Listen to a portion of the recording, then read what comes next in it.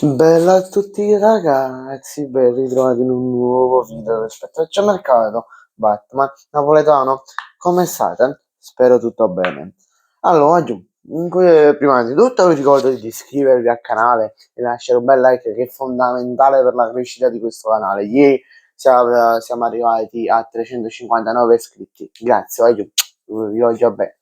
Allora, Maggio, come anticipato già agli amici del gruppo WhatsApp, per chi vuole link in descrizione, ehm, questo video parlerà di calciomercato, che già alcuni ragazzi mi hanno chiesto, no, sul gruppo WhatsApp, persone che conosco io, mi hanno chiesto qualche notizia di mercato, però io ovviamente non è che posso dire tutto, ok?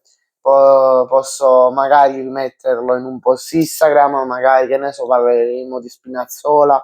Questo video lo posso mettere in un post Instagram, in un post su X, non so, su Telegram, abbiamo anche il gruppo Telegram che sta sempre in descrizione. Però mi piace questo fatto che la gente mi chiede se qualcosa sul calciomercato. Mi fa molto piacere e ringrazio a chi lo ha fatto. Se stai guardando il video, se vuoi, commentalo e lascia un bel like. Vabbè, non perdiamoci in chiacchiere. Allora, ragazzi, la Roma è pronta a riscattare a giugno Malen per la modesta cifra di 27 milioni di euro, bonus compresi, la cifra totale sarebbe 25 più 2 di bonus. E, in pratica, secondo me, è da riscattare perché sempre sta dimostrando che in Serie A, cioè sta dimostrando in Serie A che sta facendo i fracelli. Non scherziamo, sta facendo i fracelli male in Serie A. Abbiamo visto col Napoli, ma l'abbiamo visto già da quando è venuto. Poi, come anticipavo prima, dovevamo parlare di Spinazzola, eccolo qui. Spinazzola è pronta al rinnovo fino al 2027 con un piccolo aumento di stipendio di circa non mi ricordo se 600.000 euro o un milione, scusate. No, ho avuto un piccolo déjà vu. Con un aumento di stipendio di 1 milione di euro. Al momento non mi ricordo quanto percepisce.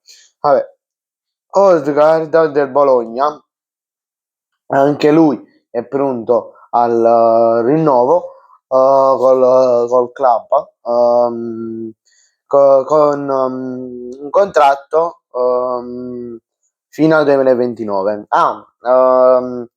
Spinazzola, una cosa che mi sono dimenticato, può rinnovare fino al 2027, ma può anche avere nel contratto c'è l'opzione di rinnovo automatico se il club e il giocatore la vogliono attivare fino al 2028.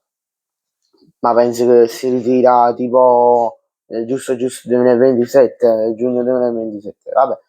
Milan su Martin, difensore classe 2002 del Barcellona.